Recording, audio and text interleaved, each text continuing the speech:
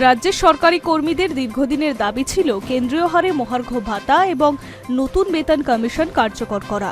নির্বাচনের আগে এই বিষয়ের প্রতিশ্রুতি দিয়েছিলেন মুখ্যমন্ত্রী শুভেন্দু অধিকারী। এবার সেই প্রতিশ্রুতি পূরণের পথে গুরুত্বপূর্ণ পদক্ষেপের ইঙ্গিত দিল রাজ্য সরকার।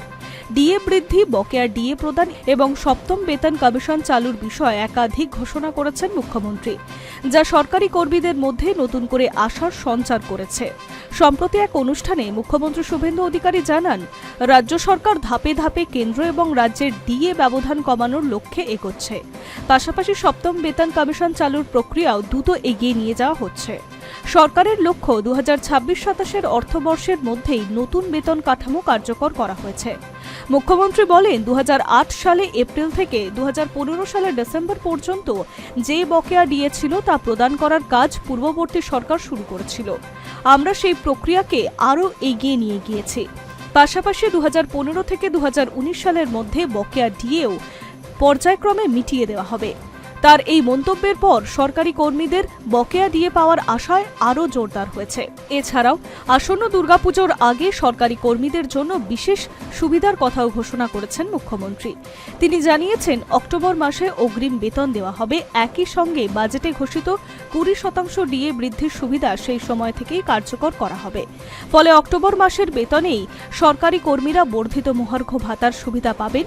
উল্লেখ্য, গত কয়েক বছর ধরে ডিএ ইস্যুতে রাজ্যের সরকারি কর্মীদের একাংশ আন্দোলন চালিয়ে আসছেন। কেন্দ্রীয় সরকারের কর্মীদের তুলনায় কম ডিএ পাওয়ার অভিযোগ তুলে একাধিকবার আন্দোলন, বিক্ষোভ এবং আইনি লড়াই হয়েছে। সেই প্রেক্ষাপটে নতুন করে সরকার প্রথম বাজেটেই 20% ডিএ বৃদ্ধির ঘোষণা ছিল অত্যন্ত গুরুত্বপূর্ণ। অর্থমন্ত্রী স্বপন দাশগুপ্ত বাজেটের বক্তৃতায় এই ঘোষণা করেন, যা কর্মচারী মহলে ইতিবাচক প্রক্রিয়াও তৈরি হয়েছিল। শুধু ডিএ বৃদ্ধি নয়, সপ্তম বেতন কমিশন চালুর ক্ষেত্রেও প্রশাসনিক তৎপরতা শুরু হয়েছে। ইতিমধ্যেই কমিশন গঠনের প্রক্রিয়াও শুরু হয়েছে এবং প্রয়োজনীয় বিজ্ঞপ্তিও জারি করা হয়েছে। প্রশাসনিক সূত্রে খবর, কমিশনের টার্মস অফ রেফারেন্স চূড়ান্ত হলেই সুপারিশ তৈরির কাজ দ্রুত এগোবে। এরপর কর্মচারীদের বেতন কাঠামো পুনর্বিন্যাসের প্রক্রিয়াও শুরু হবে। মুখ্যমন্ত্রীর বক্তব্য অনুযায়ী চলতি অর্থবর্ষের মধ্যেই কমিশনের সুপারিশ কার্যকর করার চেষ্টা চলছে। সবকিছু পরিকল্পনা অনুযায়ী এগোলে আগামী মার্চ মাসের মধ্যেই সপ্তম বেতন কমিশনের সুপারিশ বাস্তবায়নের সম্ভাবনা রয়েছে। তাহলে দীর্ঘদিন ধরেই অপেক্ষারত লক্ষাধিক সরকারি কর্মচারী ও পেনশনভোগীরা সরাসরি উপকৃত হবেন। বর্তমানে রাজ্য সরকারি কর্মীরা 38% হারে মহার্ঘ ভাতা পাচ্ছেন।